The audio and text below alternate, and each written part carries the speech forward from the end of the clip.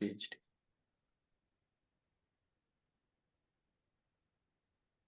Well, that's nice to know, Andy.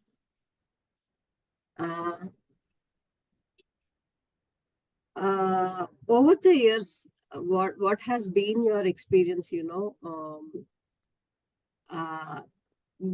all know and understand that. Okay, still while we are all talking of AI, you think it has really made its way into the real implementation, or Not is yet, it just not yet. yet another buzzword that is going on? Yes.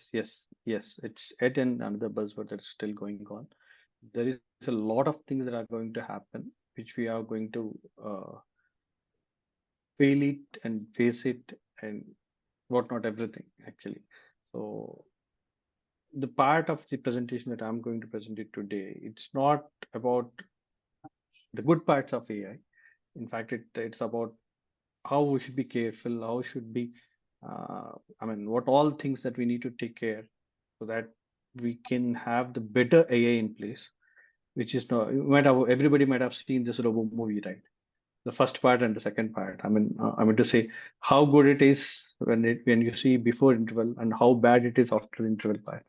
So this is really going to happen. This is really going to happen because it's a mission. It doesn't know what to do, what not to do. So it's all what we fit in. So it is just going to act accordingly. So we have to be very careful while programming it or while creating a document. Any methods or models that we are coming up with, and the data that we are giving as a training data to the system. So there are a lot of things that I try to touch upon the major things which we need to take care. I know, I think the people who are going to attend this particular session, they are not going to be the developers. So they are at a very high, at least mid to high level positions people are in, where they need to take care of this. The developers, they'll be simply coding the things which they get it from their managers and all. So they'll not be really looking into the good and bad parts of it. It is the management, it is the middle layer, the top layer who have to take care of these things, which we are going to discuss. I have one question before we actually proceed for your session. Like that if we are on Zoom call and we offer some AI summary options, end of this session, I get a summary of what all has been discussed. Right? Yes.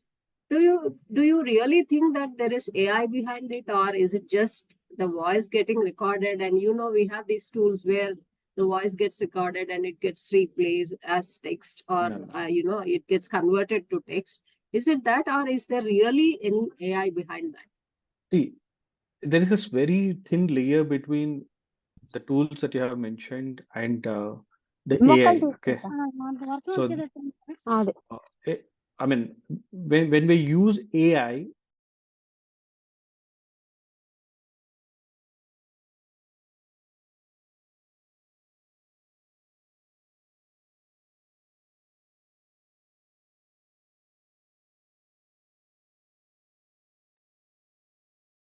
okay, and if it is taken care by AI, the format that we are going to get is a real summary which a person usually prepares it. It is much better than in fact.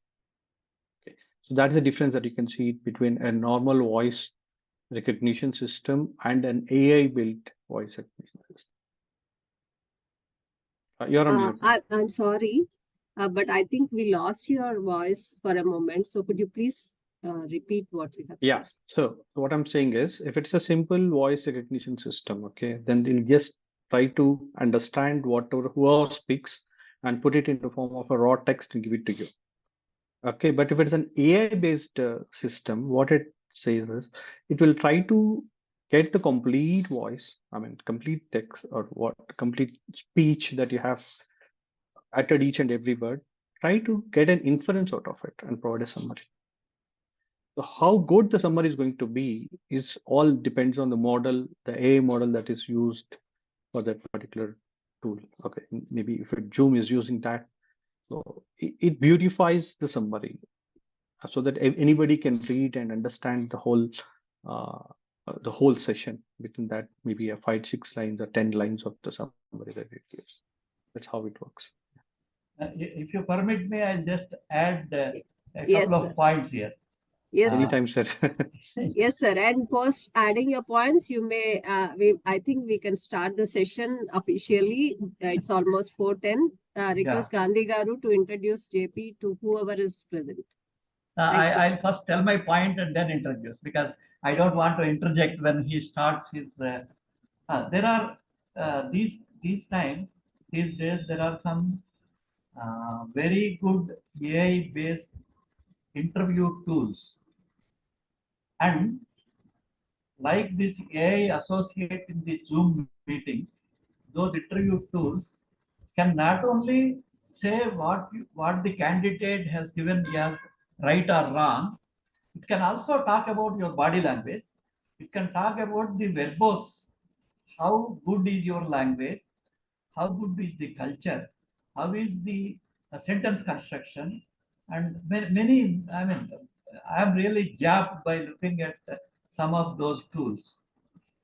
It is doing much more than I mean, AI, Zoom, and related things. Where, and even in participants, some of the AI participants in these web meeting platforms, they don't have to even record. They can summarize. They can give the options to you in your notes that this is a summary of what he has presented. You can ask this question. You can, those things are available, and that part is AI. As Jayaprakash mentioned just now, converting speech to text is not AI, or converting text to some other thing is not AI. But understanding the context and identifying the body language, whether he is confident in answering the interviews, how he has verbally formulated, by means of which you can see not only just the uh, yes or no kind of answers, but many kind of textual, very detailed answers also AI is doing. I mean, I'm not an expert on AI myself. I have seen some of these tools, and uh, so I just could comment more about that from Jayaprakash. But before Thank you, sir. that, Yeah. let me formally introduce, ladies and gentlemen, it is my privilege to introduce our guest speaker for KSS today, Mr. Jayaprakash Arjarapu. Arjarapu. Yes, sir. With our 2 decades of illustrious experience in the software industry, he brings a wealth of knowledge and expertise to share with us today. Currently, he is serving as a regional manager at Raimani Street in Hyderabad. He has demonstrated exceptional leadership in driving operational excellence and enhancing customer experience across diverse markets. His proven track record includes managing large scale operations, cross functional collaboration, and delivering impactful results. Actually, he started um, his journey in Oracle India, where he held pivotal roles, including senior manager, senior principal software engineer, etc. And during his tenure, he pioneered innovative programs such as Ninja, Terminator, and other such programs. And this is something which is very important to all of us. These have significantly reduced the backlogs through process improvement. His contribution to service automation led to a remarkable 30% increase in service requests resolved through automation. Since many of us are from process improvements category, or even if we are not directly, we are, whatever stage we are in, we are interested in process improvement and thereby improving the productivity and efficiency. Uh, all CXOs will be improved, will be interested in that. So that's a significant achievement. 30% improvement is really mind-boggling. It is not the low-lying fruits that we call in Six Sigma. These are breakthrough. These are very high type of improvements. Now over to Jay Prakash without much more ado. Thank you, Jay Prakash, Thank you, for sir. accepting our invite and accepting our request to give the lecture today. I will go on mute, otherwise I will continue speaking. Thank you, sir. Thank you very much for your introduction, sir. It is a great privilege and to present a presentation before you all. And thanks for the opportunity once again. And I will an opportunity. And without wasting much time, let me go to the presentation.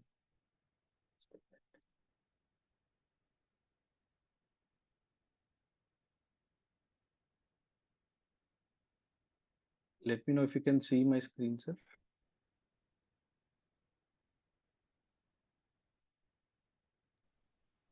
Not yet. Not yet. Now, Yeah. yes. Yeah, Yes, can you now. see it now? Yeah. Yeah, there is some issue with my presentation mode. I don't know why.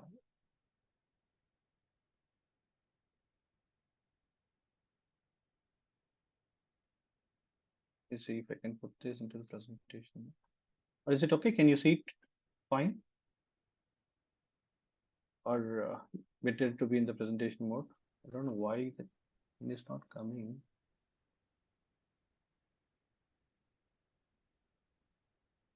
This. Yeah, can you see my screen? Is it fine if I go ahead with this? Yes, it Yes, is. yes. It is Yeah. fine. Thank you. So my topic is going to be this navigating the AI ML landscape and what are the different problems that we have and what are the different opportunities that we have in this. Okay. Agenda. So ethical considerations in AI ML, AI safety and robustness, scaling and deployment of AML, advances in AML algorithms and techniques, applications of AML in various domains, human AI interaction and collaboration. Okay, just a minute. Let me stop sharing.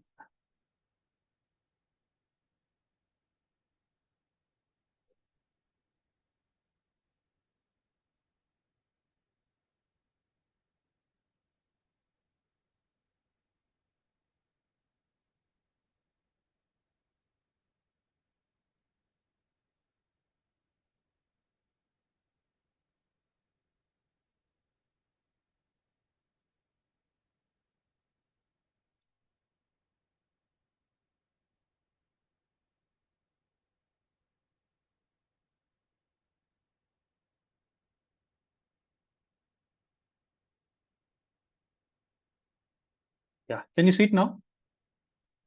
I think it is in the presentation mode. Yeah, now, yes. Yeah, sorry. I don't know. There was some problem. Okay, so we have already discussed this.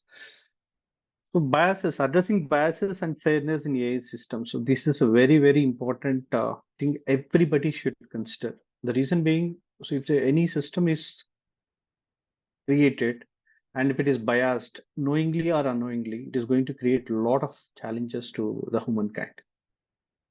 Okay, so that is the reason we need to consider this very seriously, and we'll try to understand what are the different biases that a system can have.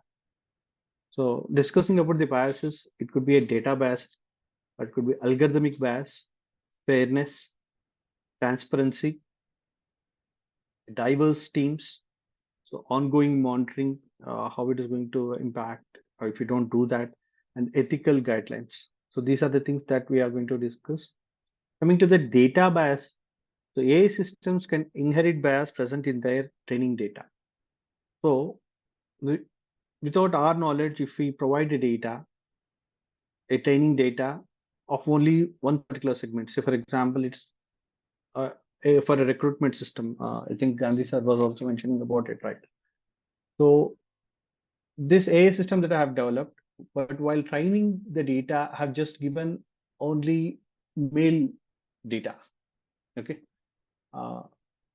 Then if I have to use that recruitment system for other gender like female, so if that data is not fed in as a training data, then the way it is going to react or the way it is going to act is going to be completely different for the females, which we don't know. Okay. So it is crucial to carefully examine the training data sets for potential biases related to race, gender, age, etc. So what all the parameters that you really want to consider the AI system to take care of, you make sure that the data that you are giving is going to have or cover all these parameters. If you don't do that, don't expect the expected results from the AI system. So that is very, very crucial thing. So the data is one of the important things which you need to take care of. The second thing is algorithmic. So the design of AI algorithms themselves can introduce bias. So when I'm building any particular algorithm, I should make sure that it is unbiased. So we have to carefully analyze and need to identify and mitigate potential sources of algorithmic bias. So for example, facial recognition algorithm that you have developing, but we try to develop it with a fair skin and all. Okay, so my algorithm is going to work mainly for a fair skin. So if somebody is developing it in US, okay, then they consider it as it's only for my country. Let me think that everybody is a fair skin. So in that way, if I'm going to develop my algorithm, so it is going to have a challenge when I'm using the same system for the other set of people who are coming from other countries, particularly from African countries and all, when they are having it, when they are using this facial recognition algorithm, maybe during in the airports and all, you might be seeing these days, right? Digi Yatra and all. So you should be very, very careful when you are developing such algorithms. Okay, it should be unbiased. Fairness. So various mathematical definitions of fairness have been proposed, such as demographic parity, equal opportunity, equalized odds, choosing appropriate fairness metrics. So like this, say for example, we are developing a loan approval system. So it should be same across different regions. I can't have one loan approval system for South India, one loan approval system for North India, one for East India, one for West India, and all right.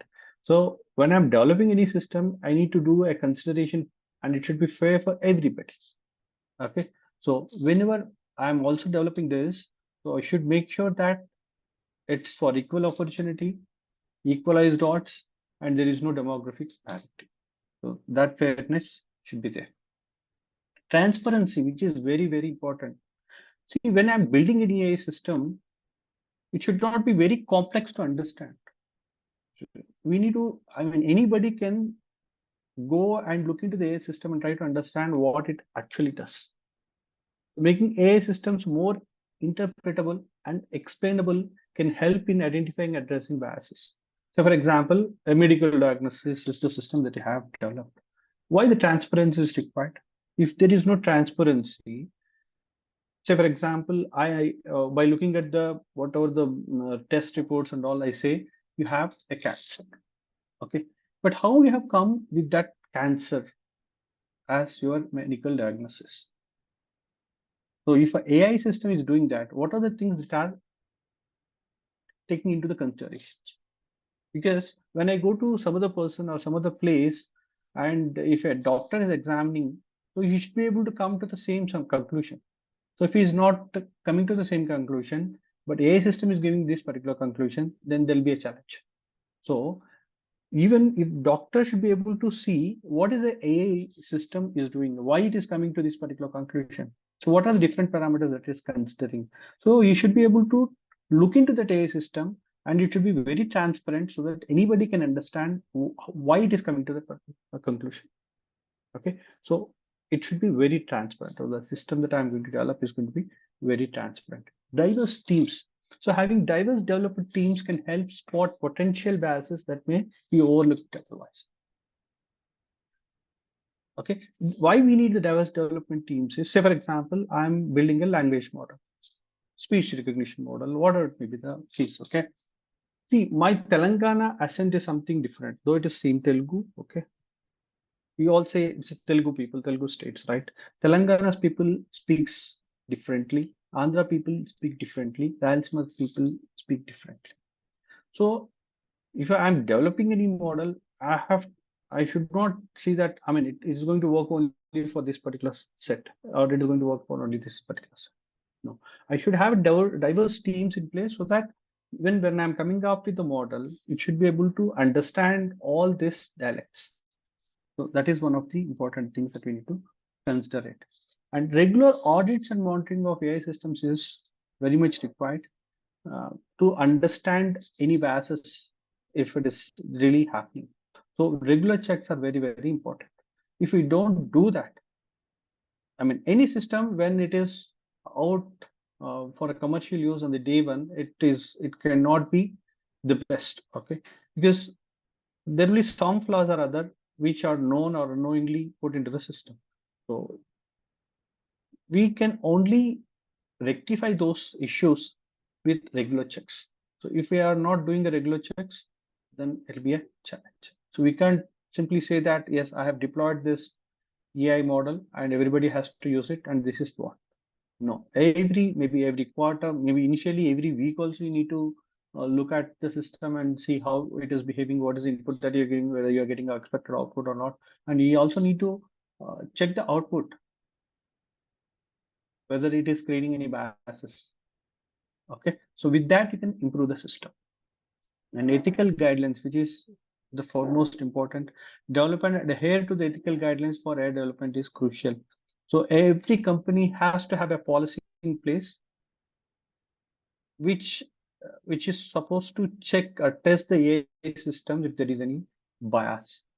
So if we don't have a policy, then it'll be a challenge. So once it is, see, one more thing, any government clearly says that if you develop any system, AI system, okay, you are responsible as a company, you are responsible for its outcomes.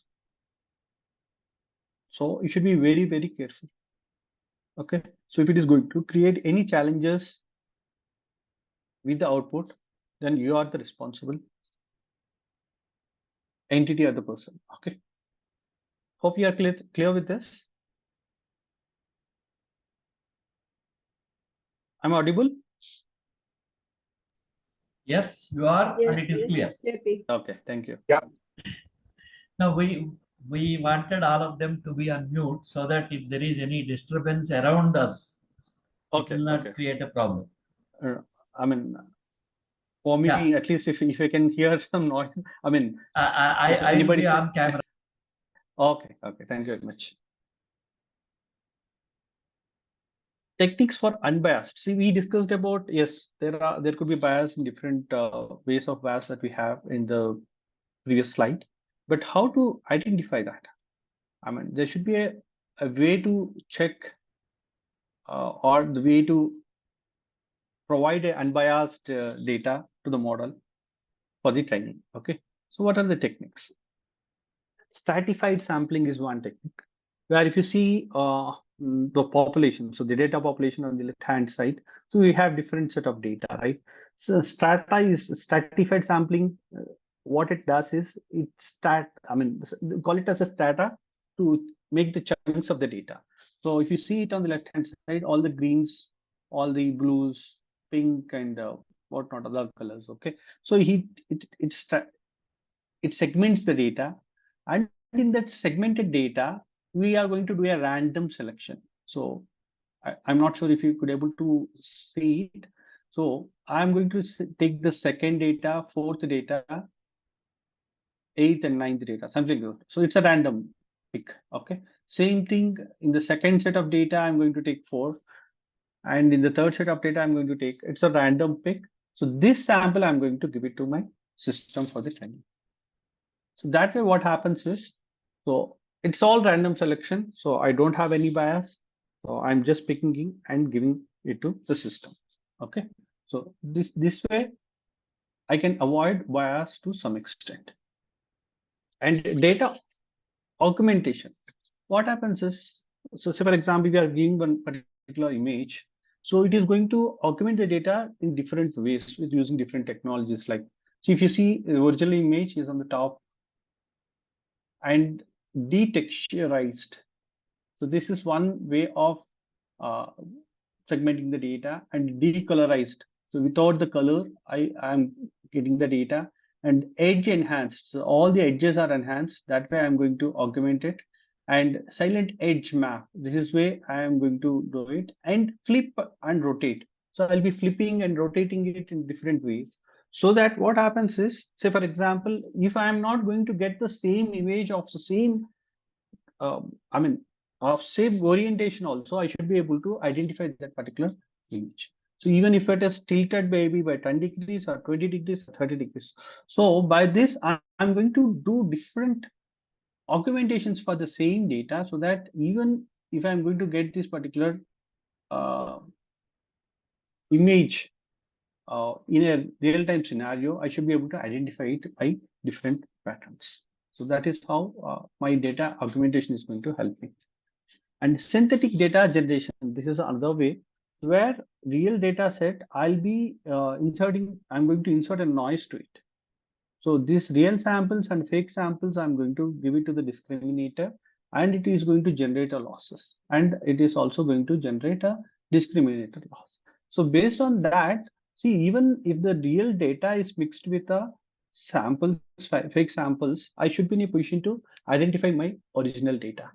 So that's how I'm making my model robust. So that is one way of synthetic data generations, so which I can fed into the system to make my model robust. And there are bias detection tools. This one, A Fairness 360, is developed by IBM. So this is one data detection, the bias detection tool. Okay, and there is a Google What If. This is one more data detection, bias detection tool developed by Google.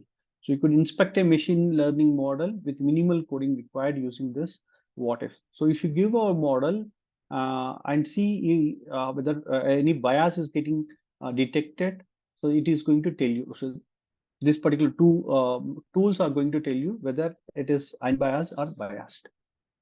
Okay, first one is developed by IBM, second one is developed by Google. And other one is a federated learning. So in this federated learning, what happens is the global model aggregation and update, it will be there in the server. Okay, so we'll have maybe other systems like a mobile or laptop or a desktop, wherever it may be. I'll have my localized. So this model initiation happens from the server to the local machines, and even in the local machines, it get processed, and that data again will be fed back to the server. So that is a continuous learning that happens. So not only the server itself is going to fed uh, the model, and even the local machines where it is going to learn from the data, it is going to fed back to the server to enrich that particular model. So that is how it works. This is called as a federated learning. So these are the techniques that are used for unbiased data collection and for a model training.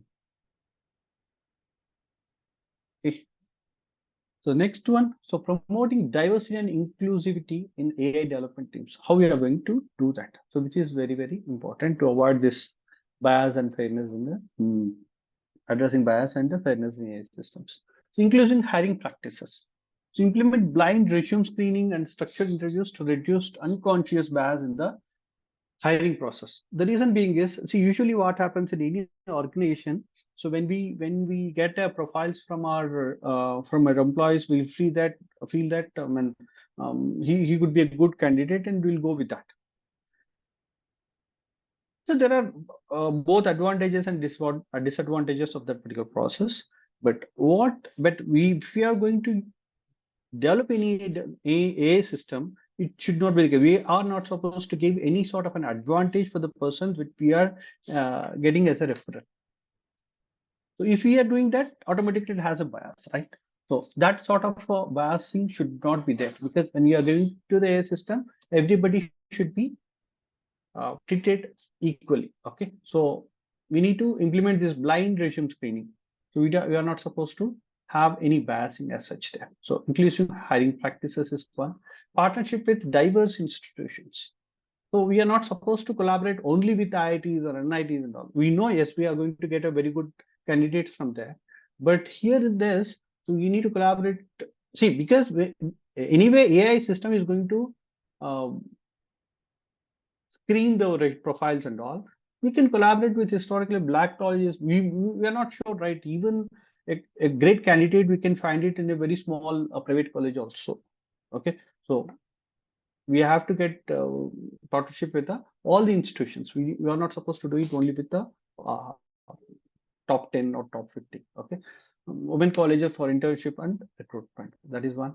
And mentorship programs. So you need to establish mentorship programs that pair underrepresented employees with senior team members to support career growth and retention. So if we do that, so we are going to share their views as well. So if you don't do that, because some of the employees don't speak at all, but they do have some ideas, but they feel that, of course, it's not my job. Why need to share any idea which is of no use for me? Okay, that sort of things can be avoided. Employee resource groups, create and support groups for underrepresented employees to foster community and provide a platform for feedback. That's what we discussed. Inclusive workplace policies, implement policies that support work-life balance, parental leave, flexible work arrangements to accommodate diverse needs, and cultural competency training. So provide regular training on unconscious bias, cultural sensitivity, and inclusive communication for all team members. This many times happens in most of the organizations, but not exclusively for the people, AI development teams this happens, but this happens across the organizations, says that everybody has to be treated equally and all. But in particularly for those who are part of these AI development teams and all, we should make sure that regular trainings on this unconscious, I mean, they are not doing it wantedly, but without their knowledge, if there is any bias that is happening, how to detect that, how to make sure that that is not part of it. Okay, so these are all the things. The diverse leadership actually work towards diversifying leadership positions to ensure varied perspectives in decision making process. So this and all need to be taken care of. Yes, still now we have discussed about addressing biases and fairness in AI systems. Now, within the ethical considerations, ensuring transparency and explainability of AI models. This is the foremost important thing. As we have discussed at a high level, transparency and explainability. This is in AI refers to the ability to understand and interpret how an AI systems arrive at its decisions or predictions. This is what I've been discussing. Any medical diagnostics, that is taking an example of a medical diagnostics. What happens if I mean, assume that maybe 10 years or 20 years down the line, we are very much dependent on AI system. So that scenario, when that AI predicts and says that this particular person is suffering from maybe diabetes, okay, but just looking at the data that we have given it, if the model is not really robust, then if something wrong happens with the model, if it has given a wrong results, who's going to suffer? It is the person actually who's going to suffer, right? So if any decision has been taken by the AI system or any result that it has produced, it should be very transparent. At the same time, it should be in a position, the system itself should be in a position to explain how it has come to that particular outcome.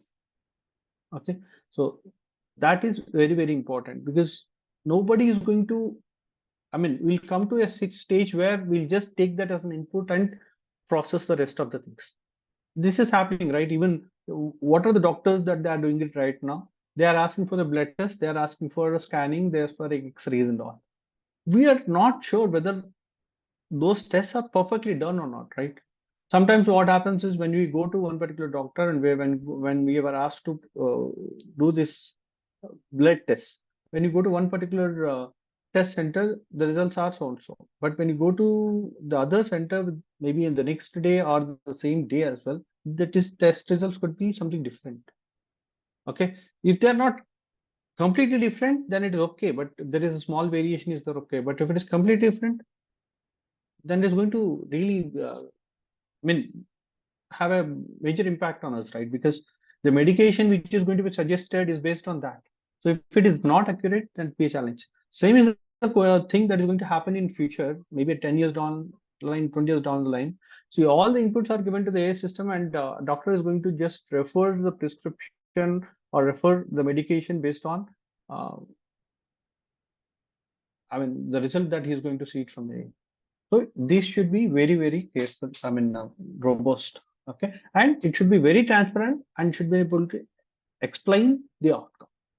So providing a clear audit trail of an AI decision-making process is critical in critical applications like healthcare diagnostics or criminal justice, the risk assessment. This is also, it's a big way this is going to change. Even the judicial system is going to rely highly on AI. So when the outcomes of that are going to be taken very seriously, and the AI system should be very transparent, and explainability of AI system should be there in place, why it has come to that particular outcome. Using visualization tools to show which features of an input most influence the AI output. The reason being, see, AI is not going to take a decision only on one parameter or two parameters that we are giving it as an input. There could be systems where it might be taking 1,000 parameters also to come to that particular output. Even in that 1,000 parameters, what is the weightage that it is giving to each and every parameter?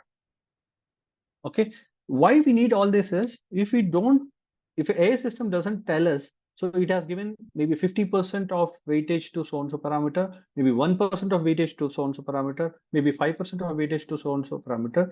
That explains us why it has come to that particular result. Okay, so that is what we are seeing. So we should be in a position to understand what are the parameters it has taken into the consideration, what is the percentage that it has given a value weightage to that particular parameter. Okay, interpretable machine learning models and the model agnostic techniques. So these models, those whose operations can be easily understood by human, model agnostic techniques or methods that can be applied to explain any machine learning tool. So this will help me to understand, okay, what it does not do. Okay, so we'll see that there are different models like linear regression and decision trees. So with this help of these interpretable models, I can understand why it is coming to that particular outcome. So I can use this. I'm not going deep into it, but I'm just giving a glimpse of it. Decision trees and linear regression. There are other tools like LIME, that's a local interpretable model agnostic explanations. LIM and explanations test E. Okay, that is called. That's the reason it is termed as LIME. This technique explains. Hello. Okay. This technique explains individual predictions by approximating the model locally with an interpretable model. So we'll also see an example. Say, for example, this is the model where it is explaining individual predictions. A model predicts that a patient has a flu. How it is predicting as a flu? It highlights the symptoms in the patient's history that led to the prediction. So we have, if you see the data and prediction, the particular patient has sneezing, he's sneezing, so and so weight, headache, no fatigue, age of so and so. So this is the parameters that the data I have it for that particular patient. What this line is going to do is it will highlight the parameters like this: sneeze and head. Because of these two, sneezing and headache, because of these two, it is saying flu. And no fatigue is not related to flu, but it is also highlighting and marking it in a different color. Okay, so now a doctor can take a decision. So doctor can understand why this AI system has termed this particular patient as having flu. So these are the two parameters which it has considered. Okay, this fatigue AI system could not able to understand. Okay, and it is not related to the flu. So now human can make a decision out of it. So that is how I could able to see the transparency in the AI model, and it is explaining. So because of these two parameters, I am considering this particular patient is having flu. Getting my point? You could able to understand this part, this line. I hope so. Okay. Next, there is one more model like Sharp, that is Sharpley additive explanations. So it uses game theory to assign each importance value of a particular prediction for fetching this importance of a prediction. Why it is coming to this? It is going to apply a game theory, and based on that, it will tell you why it has come to this particular prediction. In a similar way, what we have seen in the line, it is also going to tell us. So these are the parameters it has considered, and because of these parameters, it is giving this particular output. That way, any person who is actually looking into it can understand. Okay. So regulatory frameworks for AI transparency and accountability. So we all discussed about what all a system or organization has to take care of. Now, the regulatory frameworks. So these are all legal and policy structure designed to ensure AI systems are developed and used responsibly with appropriate oversights and recourse mechanisms. So this is one of the regulatory framework developed by European Union proposed EA Act, where they have, if you see it at the bottom, it has, I mean, that particular system, the AI system has low and minimal risk. So there are no obligations on top of it. And if there is a limited risk, then there is a transparency obligations where it has to explain each and every output, why it has come to that particular result. Okay, and it is when it is a high risk, then regulatory high risk AI systems.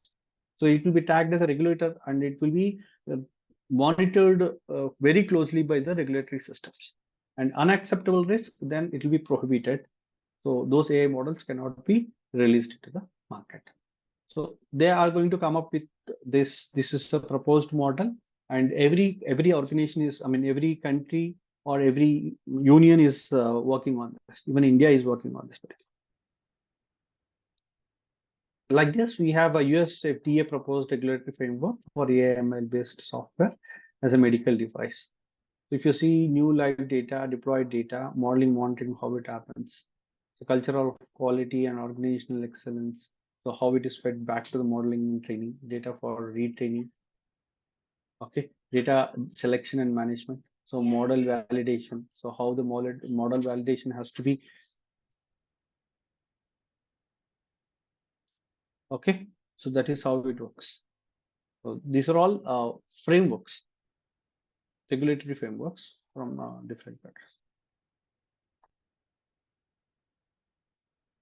Privacy concerns and data protection. So anonymization and differential privacy techniques and developing robust data governance and protection policies. How we are going to achieve that? So data collection. So data collection itself is one of the biggest process, and which we need to make sure that no error happens at this particular place. Because see, we are going to feed the data to the system and train the system. So if the data which we are feeding is not correct, then we are going to face a lot of challenges. Okay.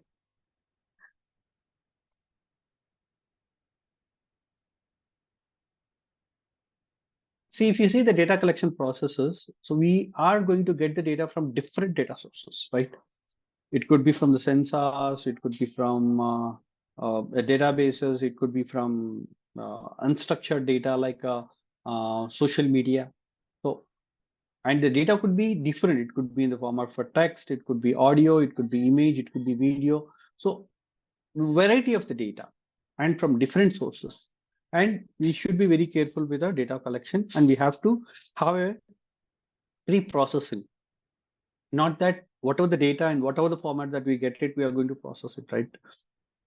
We need to pre-process the data first. Okay, so that is we need to define this data collection process, and it should be robust in nature. After that, anonymization techniques. So what are this anonymization techniques is? So we are going to have this generalization of the data, perturbation. So perturbation is nothing but we are going to include some noise into the particular data, or include some fake data into that, and try to make the data. I mean, because we want to make the model robust, we are doing all this, and we are going to suppress. Maybe it could be a size suppression and all. So that and all we'll be doing in anonymization part. Then differential privacy implementations. So raw data, noise addition, and anonymization data. So once we do this noise additions and all for the raw data, it will become anonymized data. This is going to, we need to have it stored at some place, right? That we call it as a data storage. And where we are going to store, we need to take a decision, and we need to have a proper access controls. Not that anybody can enter into that particular data storage and retrieve the data, right? We should have a proper access controls. Who is coming and who has the access, at what level of access that particular person or the engineer is going to have. So that we need to clearly define. Okay. Then it will lead to policy enforcement points. Policy enforcement that we have discussed, right? So government have different policies. So we need to enforce those policies, and we need to authorize the access. We need to provide with the authorized access. So policy enforcement could be from the organization, and policy enforcement could be from the government agencies as well. So we need to adhere to both policy enforcements. So this is how we are going to anonymize and differentiate privacy techniques and develop robust data governance and protection policies. Now we have come to AI safety and robustness. Okay. So AI safety and robustness is a crucial field focusing on ensuring that artificial intelligence systems are reliable, secure, and aligned with human values.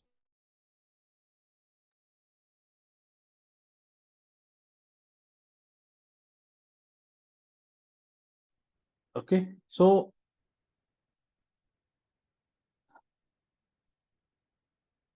can you hear me? Okay. Yeah.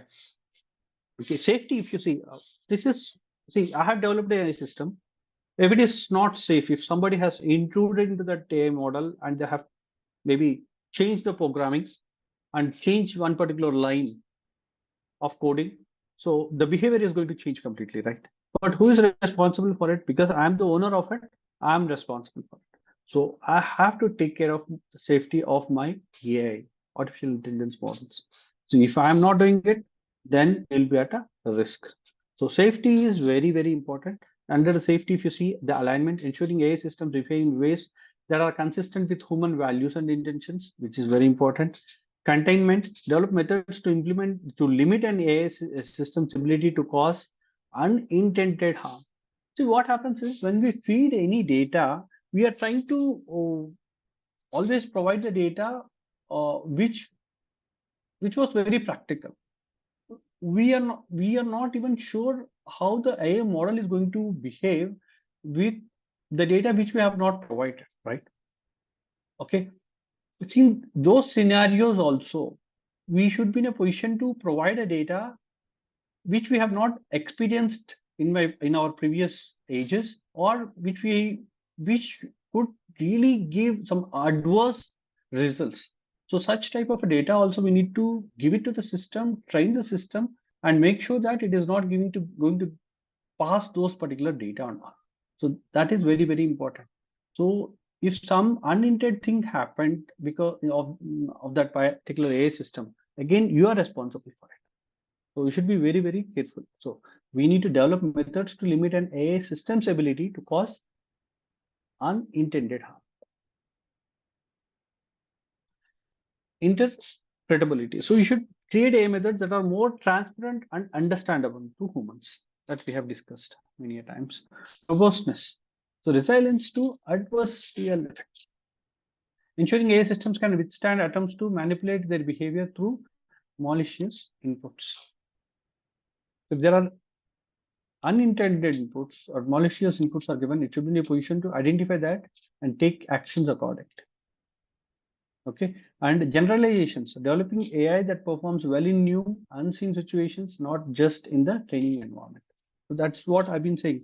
So the more and more the training data that you give to the system, the more robust it becomes.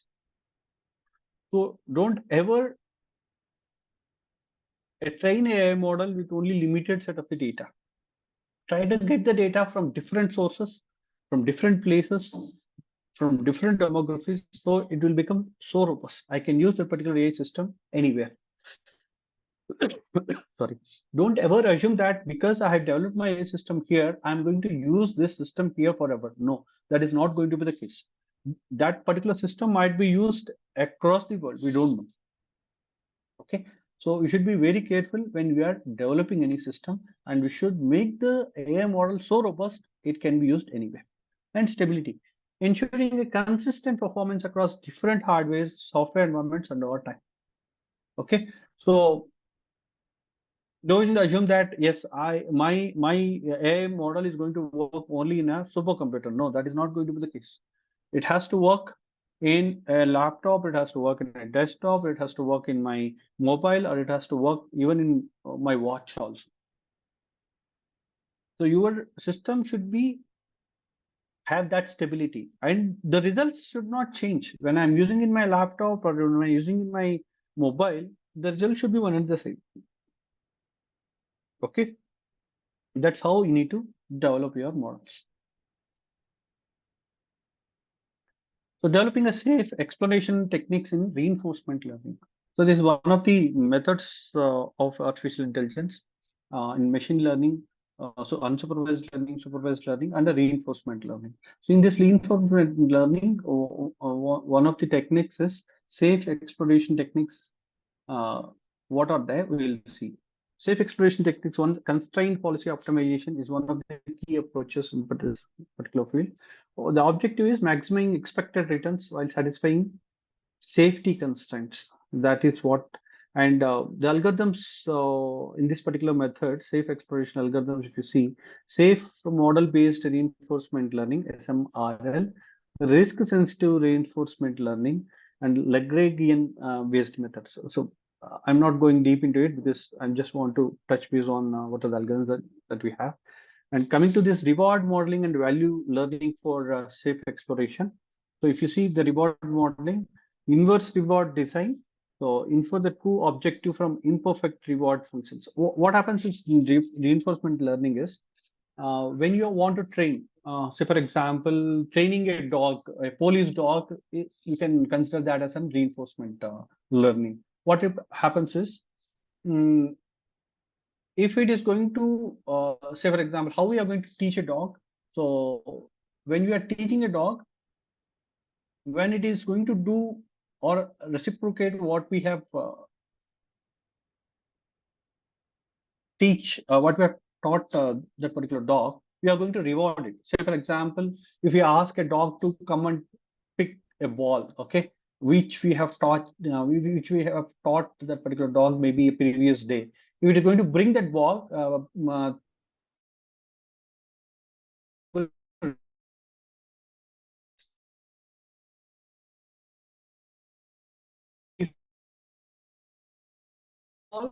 I'll get a grade. That is everything. That is called as a reinforcement learning.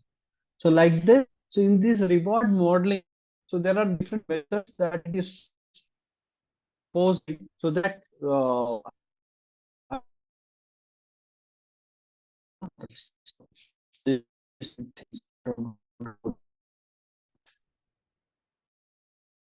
techniques and robots for robots. I see here this is the process where they have different model like uh, projected.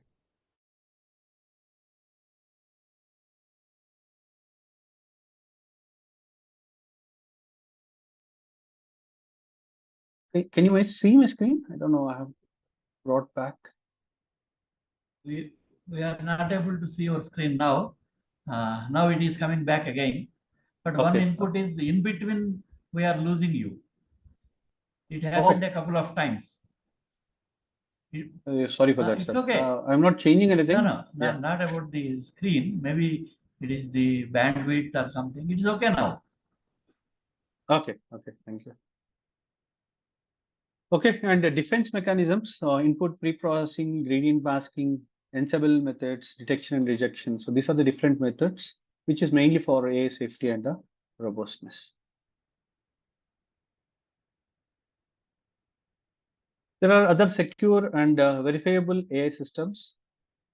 The formal verification, model checking, theorem proving, abstract interpretation, and interpretability and explainability, which we have already discussed, Lyman Sharp methods, and attention mechanisms in neural networks, where I can use secure multi-party computation, homomorphic encryption, differential privacy. So these are the methods that I can use for safety. And detecting and migrating adversarial attacks on AI methods is a critical aspect of security, AI security. You can see that there are different adversarial attack detection techniques. One is a statistical method, so we're analyzing input distributions to detect anomalies if there are any, and kernel density estimation to identify out of distribution samples. So if there are any outliers that we can identify it using this statistical methods, and feature-based detection. So examining activation patterns in neural networks and using auxiliary neural networks trying to detect adversarial inputs like which are not expected actually. Those inputs are all given. We can detect those inputs. So prediction inconsistency. So comparing outputs from multiple models or multiple versions on model versions, and analyzing prediction, confidence, and entropy. How confident, whether it's a 50% confidence or 80% confidence or 90% confidence of this particular predictions of that particular AI model.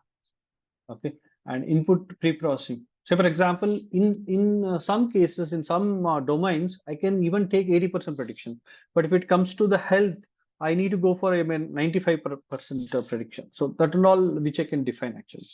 The input pre-processing, so applying transformations to inputs and comparing model outputs and using techniques like JPG comparison, compression techniques or bit depth reduction. So based on that, I can process the inputs in a different way, try to give it to the models and see how it is working.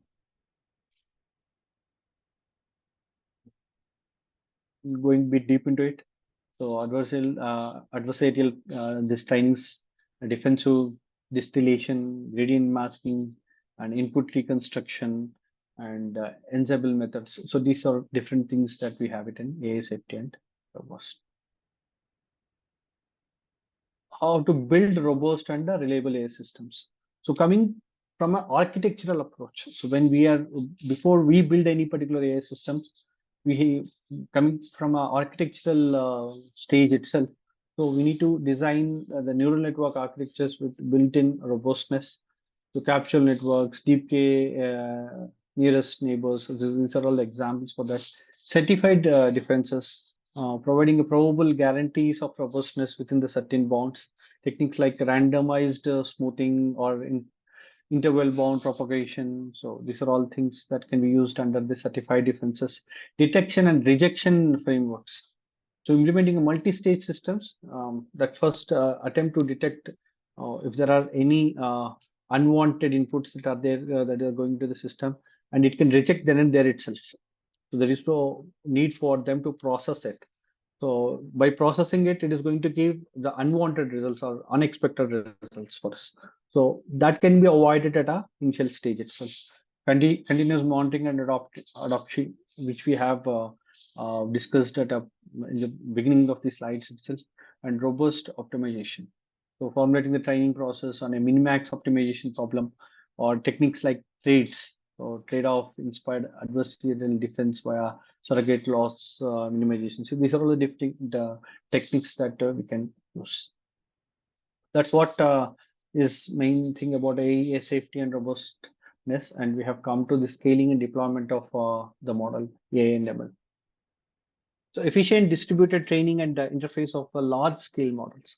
How we are going to do the scaling? See, developing AI system is one thing, and we make sure that it is ethically uh, good and it is giving the expected results. We have trained it very well, and we make sure that it is safely and it is secured and nobody is intruding it. So we have taken care of all those. Now we need to scale this, right? My AI model, as of now, it might be used by only 10 people. So if a million persons are going to use it, or million systems are going to use my AI model, so how I need to scale it and how I need to deploy this? Okay, For that, we need to come up with our strategies like efficient distributed training and interface of large scale models, distributed training techniques. So data parallelism is one, model parallelism is one, which is used in distributed training techniques, and efficient interface strategies. So model distillation, quantization, pruning, caching and batching. These are all efficient strategies. So when I have to interface with my AI model, I need to have my strategy in place. So if I don't have it, it'll be a challenge. So particularly if I need to scale it, I need to define this interface strategies as well, which should be efficient. And deployment strategies. So this is for the scaling part. When you see the deployment, where I'm going to deploy my AI model, is it going to be on cloud, complete cloud, or it could be on edge computing? Edge computing means is on end systems like a mobiles or in the laptops where I'm going to do it. Model splitting. I can, as we have discussed in a federated model. So model splitting, what happens is some part of the modeling, AI model will be at a server. Some part of some part of AI modeling will be at a the what you call at the systems that we use, like in the mobiles or in the laptops or in the watches or at whatever it may be. So that's sort of a splitting can happen, and federated learning, which we have already discussed, and challenges. So communication overhead. So how would the data is need to communicate with this AI model? Okay, that is one. And load balancing.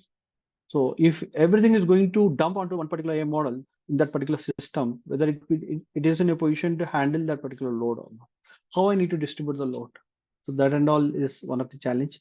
So memory constraints, not that every system has required memory to process the data, the amount of data that I'm going to input into the system, and maintain accuracy at scale. So maintaining accuracy at maybe 10, 20, 30 people or 100 people or 1,000 people is fine. But if I'm going to scale it to millions and billions, but maintaining accuracy at that level is going to be a challenge. So we need to think about all this. Next, challenges in deploying AI systems in real world environments, handling real world data distribution shifts. Whenever we develop AI model, we could not, anybody, and in fact, no person has access to the real world data all the time. So when I'm going to release my system or deploy my system, it is going to handle the real world data. So the behaviors may not be always as expected. So that needs to be taken care. Concept of drift and data drift, concept drift and data drift. Those are the things. Changes in underlying relationship between inputs and outputs, changes in statistical properties of the input. So these are two things that we need to take care of. Detecting and adapting to shifts in input data. So training data to the real data, how it is going to, strategies for migration, mitigation. If there are any challenges, what are the strategies we need to implement so that we can mitigate the challenges? The continuous learning, robust feature engineering, ensemble methods. So these are the things that we need to implement. Adapting AI system to dynamic and uncertain environments. See, when we are testing any AI models, it is under a controlled environment. But when you are releasing it to the market, it will be in a dynamic environment and uncertain environments where you may not have the same AC in place. The temperatures could be different, and the data that we are giving would be different, and the demographics are different. But we need to consider all these into the considerations. Okay, so dealing with incomplete or noisy data, not that it is going to get the same set of training data that we have given in the real world. So it may come, a noisy data also may come. So in that situations, how it is going to react. Handling unexpected scenarios and edge cases, that is outliers. If outliers data is given, how it is going to behave. Advanced adaptation approaches. So these and all need to be considered. And these are the challenges. Integration of AI components into existing systems and workflows. So no AI system is going to work in silos, right? It has to be integrated with any other existing systems. So what all we need to consider? Integration patterns we need to consider, data pipeline considerations, and what are the best practices. And change management, organization adoption of AI technologies. This is one of the very, very important things. So when I'm going to implement anything new, everybody is going to be reluctant to take that change, right? As a person, as a human, my tendency is whatever I'm familiar with, whatever I'm doing it on day-to-day basis, I'm comfortable with that. Okay. If there is any change, obviously, as a human nature, we are reluctant to that particular change. Okay. So we have to take care of all these into the considerations. So when we are implementing that change, there could be a job loss, or it could be many things, or even the people are not trained in that. So the change management and organizational adoption is very much required. We need to take care of this stakeholder management. We need to take care of the stakeholder engagement, identifying the key stakeholders, and we need to have our strategies to communicate to different stakeholders. The way that I'm going to tell my managers is something different, or tell my engineers is going to be something different about the same change. So you need to have come up with a different communication strategies. So training and skill development. So we need to develop that. I mean, we need to give the training as well, right? How to use that AI. So we should take care of those upskilling and existing staff, hiring of a new AI related roles. So we may not have the existing roles who can cater to the needs of that particular AI technology. So we need to hire new AI related roles as well. Process redesign. There could be some existing process which we need to redesign. Okay. Ethical considerations, which we have already discussed about. So continue research in deep learning. Sorry,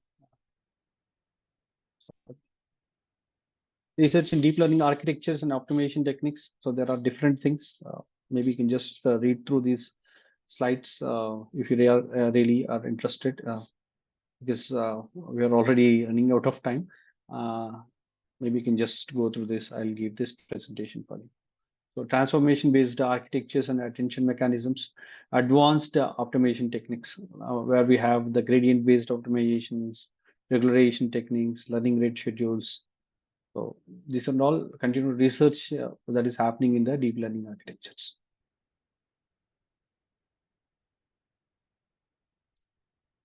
These are the exploration of alternative machine learning paradigms. Okay, where we have federated learning for privacy, preserving distributed learning, few shot learning for data efficient model adaptation.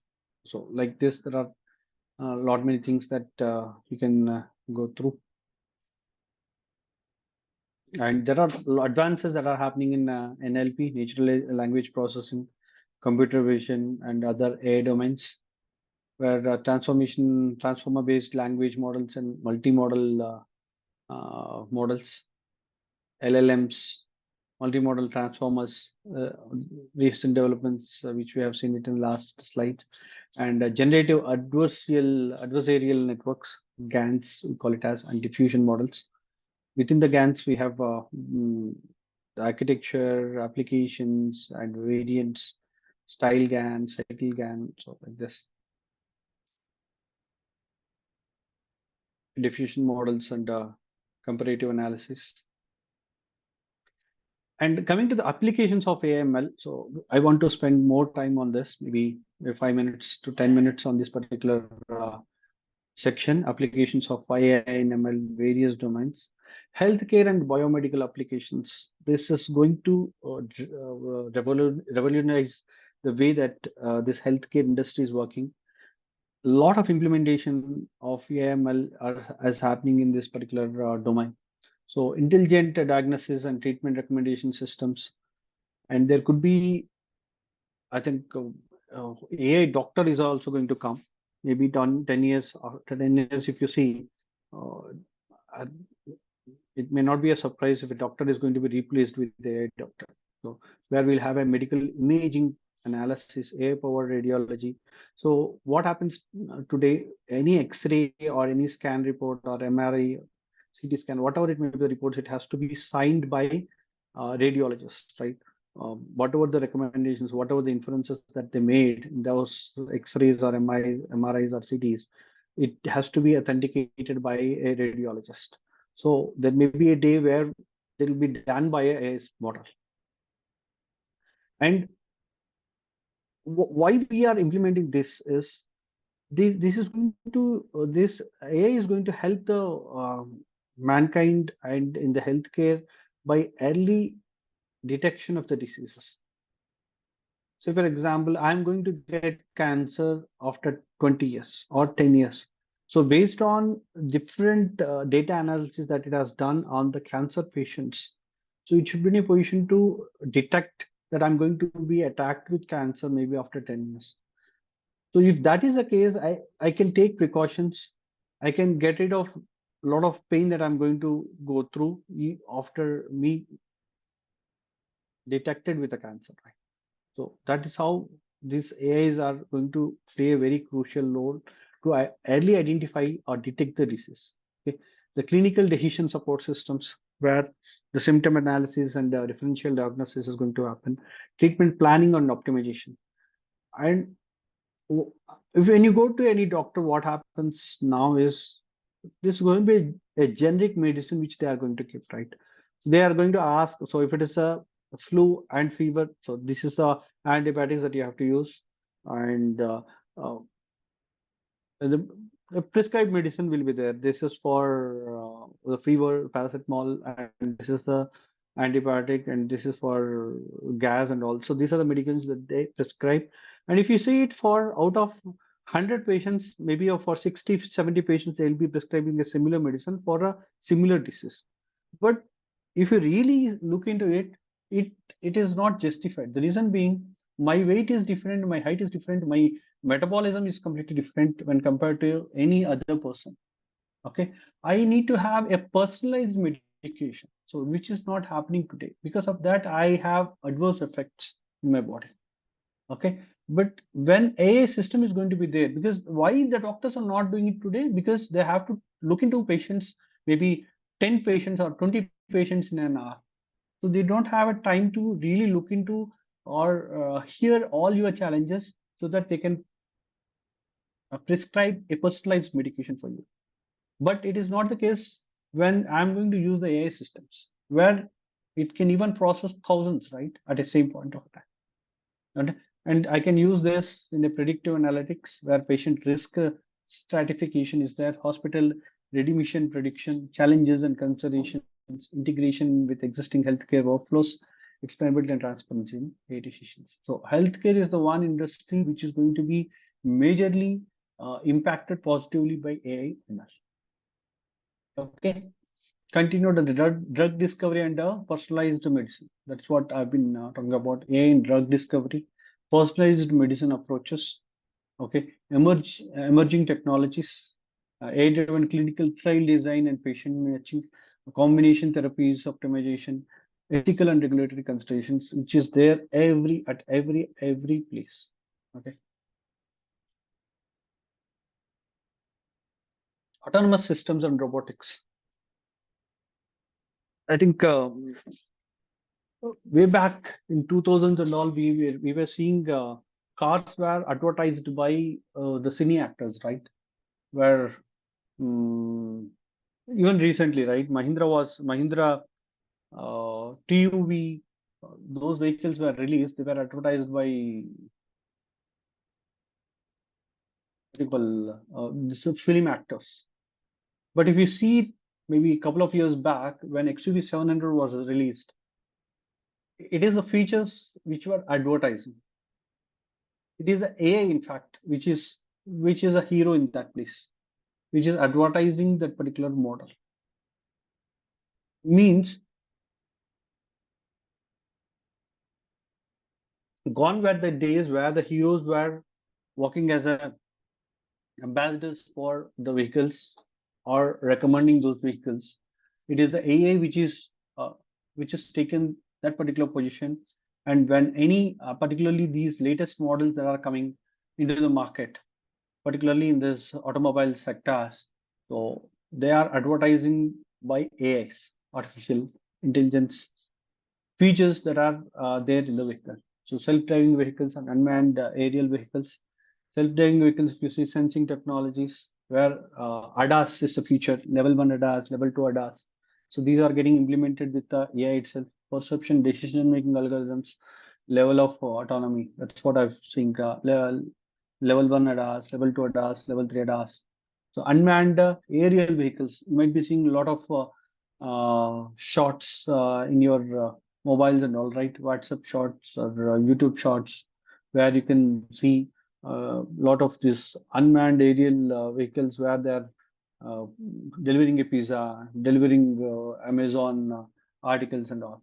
So fixed wing, rotary wing, hybrid application, surveillance, delivery, agriculture, autonomous navigation, and obstacle avoidance. So these are all that are where we have the applications of AML in this particular industry, automobile industry. Robotic perception, planning, and control, where perception, computer vision for object detection and recognition, sensor fusion techniques, the planning, path planning algorithms, task planning and scheduling, multi-agent coordination.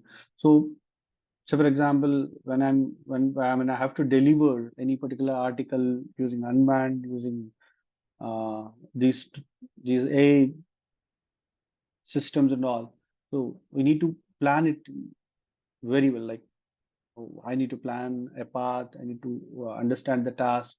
I need to take the coordination by multiple, because if there are two systems in place at the same time, so I need to coordinate it, right? So that and all I should develop within the system itself. Control, feedback control systems, adaptive and robust control methods, learning based control. And challenges are also there: human robot interaction and collaboration. It should be friendly in nature. So we need to see how things are going to be there in future. Ethical considerations, scalability, and the real world deployment. Other domain is a finance and risk management. So algorithmic trading and portfolio optimization. You are getting a lot of advertisements in your Facebook and all saying, I'm proposing this particular share, which is going to be 10 folds in within an year or 2 years and all. So how they are doing it? So some of them, they might be really great as well, right? But are they really doing it only with their knowledge? No, they are using some algorithms, AI algorithms, trying to understand and predict how this particular share is going to behave based on various factors. How it is going to do? It is going to analyze each and every share, how it has entered into the market, how it has flourished, what are the different reasons for its flourishment, and try to consider same set of parameters to the other set of shares and see how it is going to behave for next year or next 2 years or next 5 years. So portfolio optimization, fraud detection and risk management might be, some of you have already experienced it, right? Where your money is gone by clicking one particular link. So your bank system should be able to understand how the request is coming. Is the request coming from a real person or is it through fraud means? It has to detect that fraud links and all, try to identify and restrict that particular transaction. Okay, so that and all. Every in fact every bank is working on these AI applications so that it will be able to detect the frauds and also see the risk assessments. Key AI techniques in finance: deep learning for time series analysis, reinforcement learning for trading strategies, explainable AI for regulatory compliance. There are a lot of challenges: data quality and availability, regulatory compliance like GDPR, CCPA, ethical use of AI in financial decision. Now we have come to the last part: human AI interaction and collaboration. So developing intuitive and natural interfaces for human AI interaction, which is very crucial. So if humans are not have a friendly relationship with AI models, then it is going to have bigger challenges. So multi-modal interfaces, voice interfaces, natural language processing and generation, because the way that I'm going to speak my Telugu and the way AI understands could be something different, and other person speaking Telugu and AI understands that could be something different. So though we say that yes, I have developed my AI model so that it can happily interact with human, it can understand anything in Telugu. No, we also need to see what is the accent or from different places, how a small kid is going to speak. how a old 90-year guy is going to speak. So all these variations you should be able to address. Okay, gesture recognition. I think Gandhi sir was referring, right? So it is not only the voice that it has to recognize. When I'm talking in a video, okay, it has to recognize the gesture as well. Whether I'm really facing the camera or somebody else is speaking, I'm recording it. What is my facial expression? How my eyes are looking into it? How my face is? Is it really expressive face or is it very dull? And a lot of things, these things I have to work on. Okay, augmented reality interfaces, real-time object recognition and tracking, spatial computing and 3D user interfaces, AR for augmented reality for task guidance and information outlay. So these and all augmented reality is going to be there in different domains. Like say, for example, even if I want to buy my furniture, so I'm not sure how it is going to look in my house, in my hall. So with augmented reality, what happens is even if I take my video of my hall and go to a furniture shop, if I give it to them, they'll show the furniture in my hall and show it to us. That way, I'm going to feel how it looks in my particular hall because the color combination could be different, or the way my particular house, the space in my hall is something different, where I need to take all these into the consideration so that it actually fits into my place. So this and all is going to happen really with the augmentation reality. Developing Intuitive and digital interfaces for this human AI. So usual modeling, dynamic interface adaptation, continuous learning and improvement. And we do have the challenges like privacy and data protection in personalizations, balancing automation with user control, cross-platform consistency and integration. Okay, so next, enabling effective human AI teamwork and task allocation. So intelligent task allocation and workflow optimizations, where I can have task analysis and decomposition, dynamic workload balancing, workflow optimization. So this and all mm, can happen with this.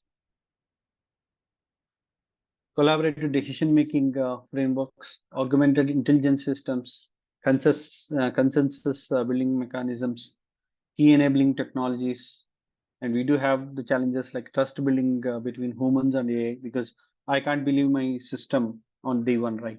So it has to be the trust has to be built with experience, measuring and improving team performance, ethical implications of AI involvement in decision making.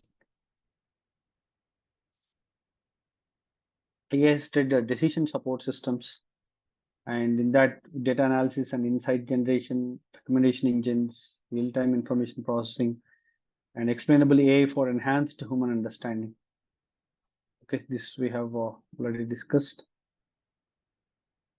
And key applications challenges. That's it for today. I think I have taken more time than allocated for me.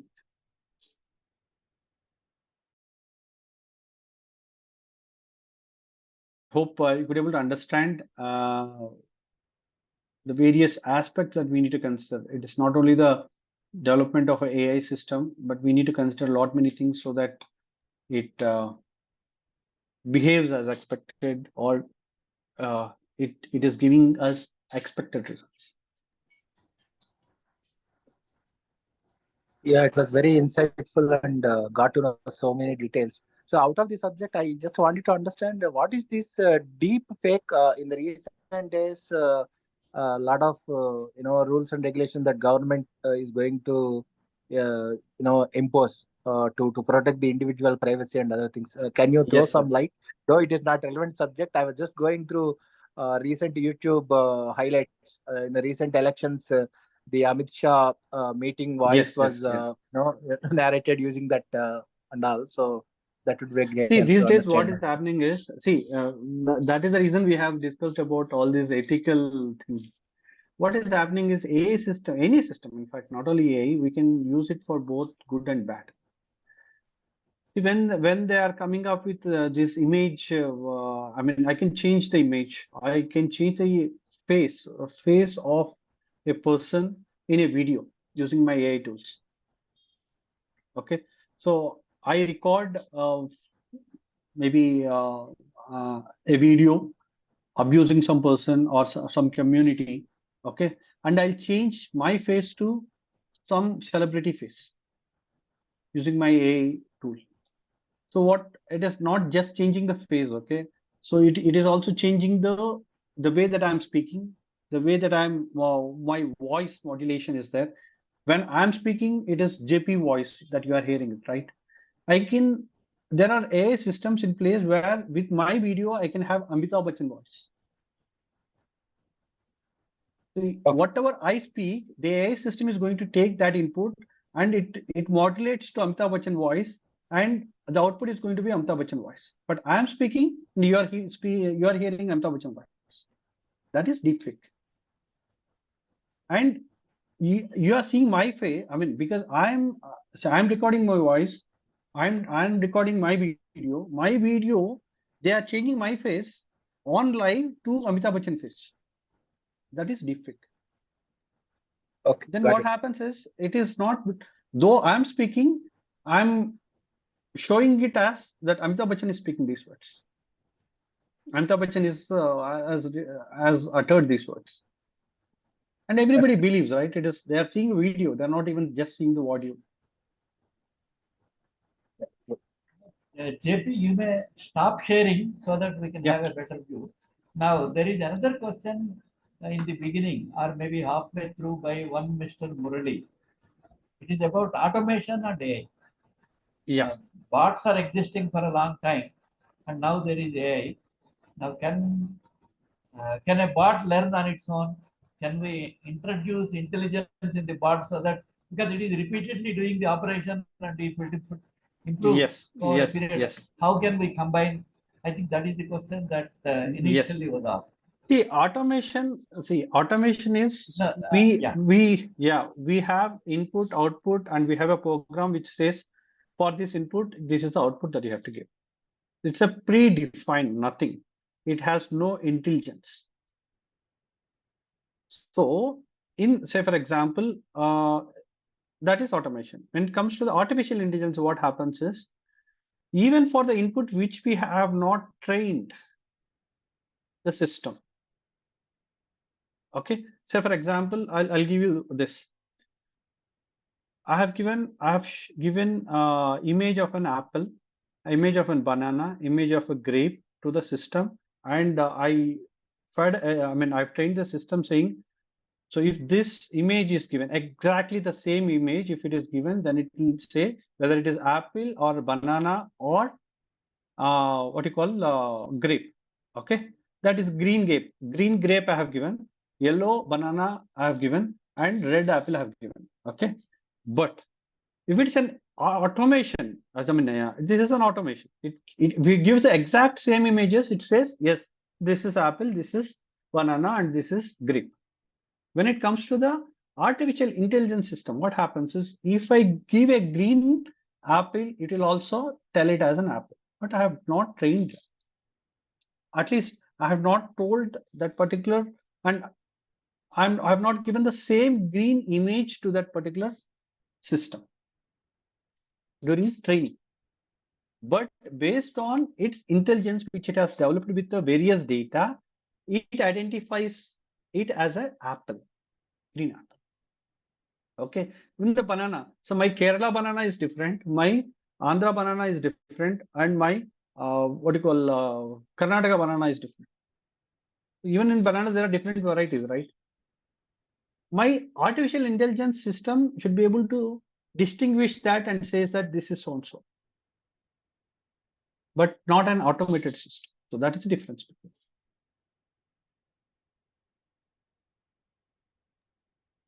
Yeah, thanks, JP Garu. Yeah, Yeah, that explains the difference between automation and the intelligence automation, part of it. It is just like a by hearting.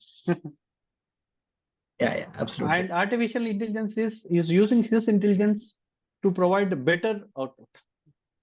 Yeah. Thanks, sir.